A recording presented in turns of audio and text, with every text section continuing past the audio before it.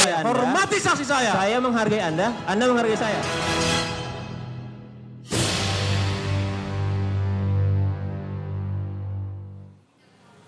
Pemirsa, Anda kembali lagi bersama saya Ulfriedisa, masih langsung dari Pengadilan Negeri Jakarta Pusat, dan kita akan terus memantau untuk jalannya persidangan ke-23 dari kasus pembunuhan Wayan Mirna Salihin dengan terdakwa tunggal Jessica Kumala Wongso.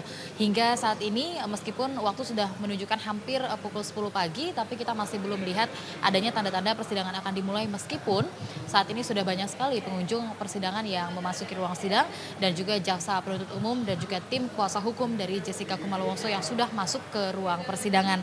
Kita hanya tinggal menunggu kedatangan dari hakim untuk memulai jalannya persidangan. Dan pemirsa, hingga saat ini juga kita masih terus menantikan dari saksi ahli yang akan dihadirkan oleh pihak kuasa hukum, dan kita sudah mendapatkan salah satu nama yang masih belum terkonfirmasi, begitu ada Robert Michael David selaku ahli toksikologi asal Australia yang akan dihadirkan untuk memberikan pendapat sesuai dengan keahliannya di bidang toksikologi.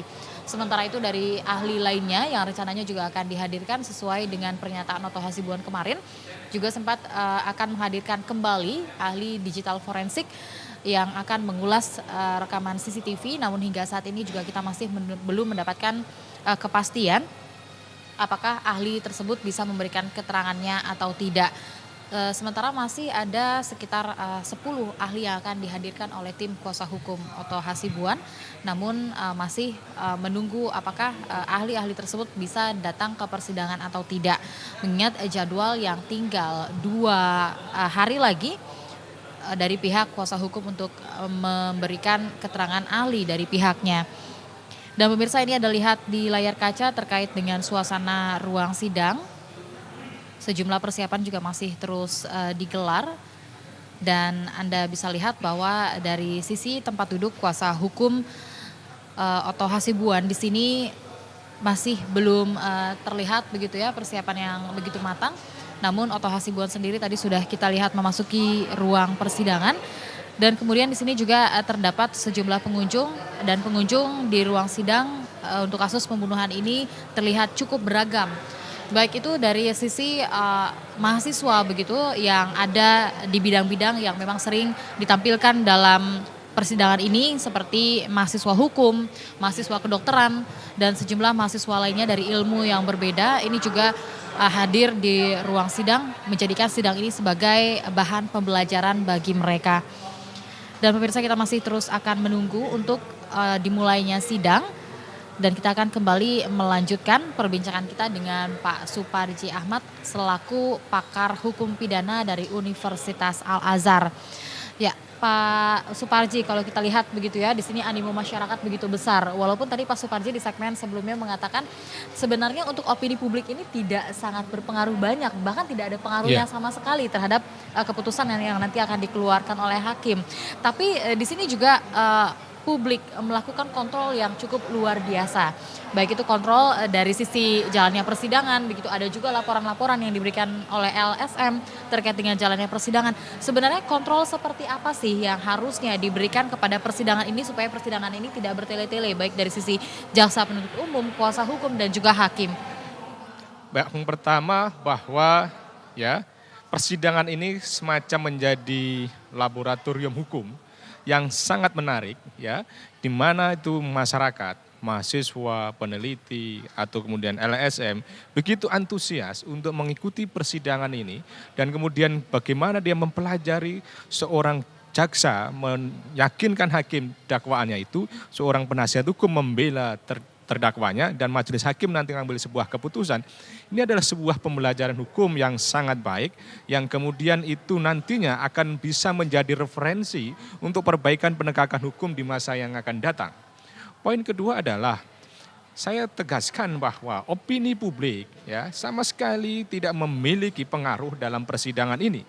Karena seorang hakim di dalam mengambil keputusan harus betul-betul netral, harus betul-betul independen, tidak terpengaruh oleh siapapun, tidak boleh diintervensi oleh siapapun, dan memutuskan berdasarkan keyakinan, berdasarkan minimal 2 alat bukti untuk memberikan keadilan bagi pencari keadilan dan juga bagi seorang terdakwa. Jadi opini sebesar apapun yang dikonstruksikan, yang direkayasa, yang dikondisikan oleh pihak-pihak yang berkepentingan, itu jangan sampai mempengaruhi keyakinan hakim. Hakim hanya mendasarkan pada apa yang ada dalam fakta persidangan, mendasarkan apa yang diyakini itu adalah benar, yang didasarkan pada kepastian, kebenaran, dan lain sebagainya. Jadi sama sekali tidak ada pengaruhnya. Kemudian yang ketiga adalah bahwa setelah reformasi ini semua menyadari bahwa hukum adalah menjadi instrumen penting untuk mewujudkan tujuan nasional, yaitu kesejahteraan umum. Oleh karena itu sangat sungguh-sungguh DPR bersama pemerintah itu melakukan perbaikan-perbaikan di lembaga penegakan hukum. Misalnya melalui undang-undang kejaksaan, jaksa ada komisi yudisial. Maksud saya komisi kejaksaan, melalui undang-undang komisi yudisial, hakim ada komisi yudisial dan lain sebagainya. Itu menunjukkan bahwa jangan sampai kemudian kejaksaan, hakim di dalam menjalankan fungsinya itu di luar konteks hukum, di luar norma-norma yang berlaku. Oleh karena itu ada pengawasan-pengawasan yang dilindungi oleh hukum dan kemudian sangat berpengaruh dalam proses nanti penilaian yang bersangkutan. Karena sekarang ini selain lembaga-lembaga resmi itu ada LSM-LSM juga yang sangat antusias. Misalnya jaksa atau kemudian hakim itu diindikasi tidak sopan, indikasi kemudian bertentangan dengan integritas, menjalankan tidak sesuai dengan fungsi hukumnya dan sebagainya, maka dia bisa dilaporkan pada lembaga-lembaga yang berkompeten. Ini semuanya adalah menjadi energi positif di dalam persidangan ini agar semuanya itu ya sesuai dengan tujuan tegaknya hukum. Bahwa persidangan ini, bahwa pengadilan ini adalah menunjukkan kehadiran negara untuk memberikan keadilan, terutama bagi keluarga, misalnya keluarga Mirna, dan sekaligus pada pihak Jessica, bahwa kalau kita mendengar dalam diskusi-diskusi sebelumnya, nanti jangan sampai ada kemudian orang tidak percaya hukum lagi. Agar hukum ini tetap dipercaya, tidak ada main hakim sendiri, maka semuanya diawasi dengan baik. Saya kira pengawasan-pengawasan ini ada hal yang positif, hal-hal yang harus dikembangkan dan menjadi koreksi bagi pihak-pihak yang berada dalam persidangan itu yang kemudian itu ya sesuai dengan ada yang digariskan dalam konstitusi maupun dalam undang-undang terkait dengan penegakan hukum. Baik, jika kita lihat begitu ya di sini ada pengawasan-pengawasan, tapi bagaimana sih mekanisme dari sebuah pengawasan ini begitu? Apakah ketika ada hal yang cukup menyimpang dilihat di persidangan ini akan langsung ada teguran atau memang dari pengawasan ini juga menunggu untuk persidangan ini selesai baru teguran-teguran itu akan diberikan? Ya, bahwa semuanya itu kan berdasarkan laporan misalnya. Misalnya jaksa akan dilaporkan kepada komisi kejaksaan. Nah, kemudian bagaimana komisi kejaksaan akan bertindak? Apakah harus nunggu putusan ini berakhir? Saya kira ya itu tidak harus nunggu putusan ini berakhir. Bisa saja dalam sebuah persidangan itu kalau ada temuan pelanggaran yang bisa dipertanggungjawabkan, alat buktinya cukup untuk menjatuhkan misalnya sanksi dan sebagainya, saya kira bisa dilakukan. Misalnya juga kepada hakim. Kemudian hakim kalau memang itu ada pelanggaran-pelanggaran bisa diusulkan komisi yudisial atau kemudian siapapun ketua pengadilan untuk misalnya mengganti hakim di dalam persidangan itu dimungkinkan. Jadi koreksi itu bisa di dalam proses persidangan ini juga nanti pada setelah akhir persidangan bisa dilakukan koreksi itu. Karena intinya adalah semuanya itu dalam rangka perbaikan penegakan hukum. Baik, tadi Anda mengatakan bahwa menunggu laporan begitu ya, ini harus berdasarkan laporan. Tapi bagaimana jika tidak ada yang melapor, tapi sedangkan ini terlihat ada sejumlah pelanggaran-pelanggaran yang dilakukan oleh unsur-unsur persidangan seperti JPU, kemudian kuasa hukum dan juga hakim begitu. Karena kita lihat di sini kan ditayangkan secara langsung, bahkan di seluruh Indonesia bisa melihat ini. Ya, tidak berdasarkan laporan semata, tetapi bisa berdasarkan ketemuan juga, bisa yang bersangkutan misalnya melakukan satu peringatan, melakukan sebuah teguran yang tujuannya adalah melakukan perbaikan. Karena misalnya komisi kejaksaan pada satu posisi, bagaimana kejaksaan ini betul-betul dalam posisi yang menegakkan hukum sebagai pengacara negara dalam arti bagaimana India melakukan penuntutan sesuai dengan undang-undang kejaksaan. Jadi bisa saja kan punya atasan, punya misalnya kepala kejaksaannya dan sebagainya bisa memberikan pembelajaran seandainya misalnya dia mengamati di dalam persidangan itu melalui TV dan sebagainya ada hal-hal yang tidak benar, maka perlu diperingatkan itu. Juga demikian dalam konteks hakim, kalau misalnya komisi yudisial, ya memang sumber utamanya berdasarkan laporan. Tetapi dengan ditayangkan secara umum kepada masyarakat, itu sebetulnya udah kontrol secara tidak langsung pada yang bersangkutan. Dengan masyarakat mengetahui, maka yang bersangkutan tentunya akan bekerja secara profesional dan kemudian dia akan menjauhkan pada hal-hal yang bertentangan dengan moralitas, bertentangan dengan integritas dan sebagainya. Jadi memang laporan itu menjadi salah satu bahan untuk menindaklanjuti atau kemudian berdasarkan temuan juga orang bisa melakukan perbaikan agar yang bersangkutan misalnya betul-betul sesuai dengan apa yang menjadi kewenangannya dan kemudian tidak memberikan sebuah pertunjukan kepada publik hal-hal yang tidak etis, kalimat-kalimat yang tidak etis, itu semuanya harus dihindari dalam persidangan ini karena memang ini dilihat oleh masyarakat secara luas gitu. Baik, jadi bisa dikatakan bahwa saat ini memang publik ini memang tidak memiliki pengaruh begitu kepada putusan hakim, tapi justru apa yang dilakukan oleh pengadilan pada saat ini dalam persidangan ini sangat berpengaruh terhadap wajah hukum di Indonesia kepada masyarakat. Jadi ini ada dua hal yang berbeda begitu ya, hubungan antara pengadilan dengan masyarakat saat ini. Nah, menurut Anda, opini-opini masyarakat yang mungkin akan terbentuk begitu, karena kita tahu bahwa tidak semua masyarakat ini mengerti jalur persidangan itu seperti apa, tata cara hukum yang dilakukan di persidangan seperti apa, begitu juga saksi-saksi yang dipersidangkan itu seperti apa, tata caranya. Dengan adanya seperti ini banyak sekali masyarakat yang mungkin termasuk saya begitu mendapatkan hal-hal baru karena sekarang sudah mengerti jalannya persidangan akhirnya seperti apa. Di sini proses pembelajaran yang sangat berpengaruh kepada masyarakat cukup terlihat begitu ya. Nah, dari proses pembelajaran ini menurut Anda apakah ini juga bisa menjadi tolak ukur dari hukum di Indonesia? Ya, poin pertama adalah ini kemudian bisa diikuti publik secara luas karena memang persidangan itu selalu dinyatakan terbuka untuk umum. Siapapun boleh mengikuti, siapa boleh menyaksikan karena dinyatakan terbuka untuk umum dalam rangka menjamin transparansi, menjamin akuntabilitas proses persidangan itu sehingga kemudian ada pengetahuan publik dalam persidangan itu dan hakim kemudian tidak bermain-main dalam konteks yang negatif. Maka kemudian publik bisa mengawasi. Kemudian yang kedua, apakah kemudian proses penayangan melalui media secara luas ini bisa memberikan pelajaran yang berharga buat pengadilan ini? Saya kira betul bahwa memang dengan adanya peristiwa ini dan dengan begitu antusiasnya media meliput ini, maka secara tidak langsung itu memberikan semacam perbaikan di dalam persidangan ini dan kemudian ada semacam semangat yang luar biasa, misalnya jaksa tentunya akan lebih semangat, lebih progresif, lebih profesional, demikian pula penasihat hukum, demikian pula hakim. Jadi pengamatan publik, opini publik ini saya tegaskan tadi di awal tidak akan mempengaruhi putusan, tetapi akan memberikan pengaruh pada upaya perbaikan kepada masing-masing pihak agar kemudian menjalankan sesuai dengan tindakan-tindakan profesionalisme. Kemudian yang ketiga adalah bahwa memang perlu ada penjelasan secara komprehensif kepada publik. Inilah persidangan yang memang harus dilalui di dalam hukum pidana kita, dalam hukum acara pidana kita. Harus dipahamkan kepada publik betapa susahnya mengungkap sebuah kebenaran, betapa susahnya melahirkan sebuah keadilan. Jadi publik harus memahami bahwa ini adalah satu proses yang menyangkut nyawa orang yang sudah meninggal maupun nyawa orang yang sedang diadili.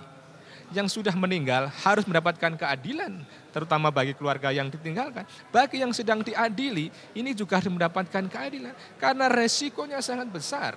Pasal 340 pembunuhan berencana, kalau kemudian itu dibuktikan dan terbukti, maka ancamannya hukuman mati, penjara seumur hidup atau minimal 20 tahun.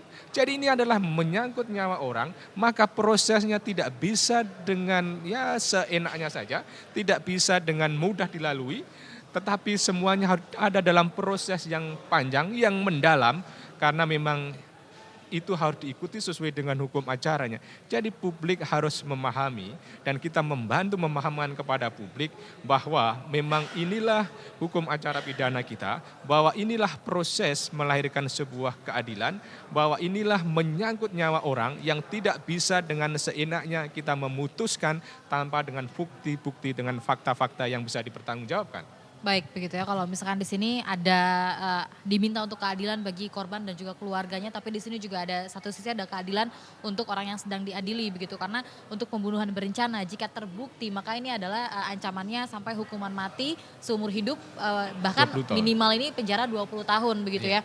ya. Tapi jika memang ini tidak terlihat begitu untuk di persidangan, untuk fakta-fakta yang ada begitu yang sebenarnya seperti unsur-unsur yang harus ada seperti yang sering Anda katakan yaitu adalah benarkah memang Jessica dalam hal ini terdakwa yang menaruhkan bubuk sianida dalam kopi Mirna begitu dan juga Jessica juga yang mendapatkan sianida itu di mana dan lain sebagainya. Ada unsur-unsur tersebut yang memang sangat dicari begitu dalam persidangan ini. Jika itu tidak ada, tapi ternyata hukumannya dinyatakan bersalah dan misalnya begitu ya berandai-andai di sini mendapatkan hukuman maksimal. Jadi apa yang harusnya dilakukan? Ya, bahwa kita berharap ya hakim di dalam mengambil sebuah keputusan ini betul-betul yakin ya, betul-betul ya alat buktinya itu bisa dipertanggungjawabkan dan kemudian jangan sampai mengambil sebuah keputusan itu misalnya saja ya hanya berdasarkan asumsi-asumsi saja, berdasarkan misalnya sebuah konstruksi rangkaian-rangkaian peristiwa saja. Dengan demikian maka putusan nanti betul-betul adil bagi yang bersangkutan. Nah seandainya nanti ya fakta persidangan yang terungkap di dalam persidangan kemarin itu seperti itu dan kemudian tuh hakim yakin memang itu adalah hak hakim. Tetapi kemudian publik juga bisa mempertanyakan itu dan pihak terdakwa juga memiliki hak untuk misalnya banding. Dan kemudian bisa melakukan upaya hukum yang lain lagi nanti. Jadi ya kita sudah melihat dari 22 persidangan seperti kemarin itu ya apakah itu hakim sudah yakin atau belum bahwa memang Jessica pelaku pembunuhan ya itu mungkin saja ada pendapat seperti itu. Tetapi publik juga bisa menilai rasa-rasanya kalau fakta yang seperti kemarin itu masih belum cukup kuat, cukup meyakinkan. Nah, untuk menjatuhkan vonis berdasarkan dakwaan tersebut gitu. Kita tunggu nanti bagaimana proses pemeriksaan terhadap terdakwa karena setelah ini nanti kan ada proses pemeriksaan terdakwa, setelah proses pembuktian dari pihak penasihat hukum itu. Baik, ini jadi harus benar-benar hati-hati begitu ya. Kita lihat di sini kehati-hatian itu sangat terlihat di kasus ini sampai proses persidangannya cukup panjang. Tapi bagaimana Anda menanggapi proses-proses persidangan lainnya begitu yang tidak tersorot luar biasa seperti ini? Apakah keadilan yang dijunjung tinggi juga diterapkan di persidangan lainnya yang tidak tersorot? Ya, tersorot dan tidak itu saya kira memang ada peran untuk profesionalisme hakim atau jaksa atau penasihat hukum. Tetapi terlepas dari itu semua, saya kira bukan berarti yang tidak disorot oleh media pengadilan berjalan dengan sebegitu saja. Saya kira enggak juga karena memang itu terbuka umum dan kemudian bahwa yang bersangkutan juga mempertanggungjawabkan profesinya itu, bertanggung jawab atas putusannya itu ya karena itu kan irah-irah putusan demi keadilan ya berdasarkan ketuhanan yang Maha Esa. Ada pertanggungjawaban ya, ada pertanggungan dunia akhirat. Maka ya saya kira hakim memutuskannya itu tidak semata-mata karena sorotan publik tetapi betul-betul karena dasar bahwa dia adalah kepanjangan tangan pencipta keadilan di dunia ini, maka ya putusannya itu juga hati-hati. Saya kira itu meskipun tidak disorot bukan berarti dia seenaknya saja gitu. Baik, Anda sendiri begitu ya sebagai pakar hukum pidana yang melihat begitu jalannya persidangan ini dari awal hingga saat ini begitu dan sering berbincang bersama kami begitu terkait dengan persidangan ini. Apakah Anda pakar hukum pidana begitu sudah melihat adanya unsur-unsur yang menguatkan keyakinan Anda sendiri sebagai pakar hukum pidana bahwa Jessica merupakan pelaku dari pembunuhan ini? Kalau mengamati fakta persidangan yang ada sampai 22 kemarin itu saya belum melihat satu bukti yang meyakinkan bahwa memang Jessica adalah pelaku pembunuhan berencana. Ya, fakta-fakta yang mengemuka di dalam persidangan ini yang cukup menguatkan dakwaan dari Jessica sebagai pelaku pembunuhan berencana itu misalnya bahwa dia yang mengajak ke kafe tersebut, dia yang memesan dulu, dia yang membayar dulu, yang dia menutup paper bag dengan menaruh di meja, atas meja, dan lain sebagainya. Itu masih belum meyakinkan untuk disimpulkan bahwa dia adalah pelaku pembunuhan berencana. Karena akan sangat mudah keyakinan itu muncul kalau misalnya memang Jessica membawa cyanida. Kemudian akan sangat mudah dan meyakinkan jika ada gambar Jessica memasukkan sesuatu di dalam kopi tersebut. Atau kemudian ada satu gambar bahwa Jessica menghilangkan barang bukti yang dianggap itu membunuh Mirna.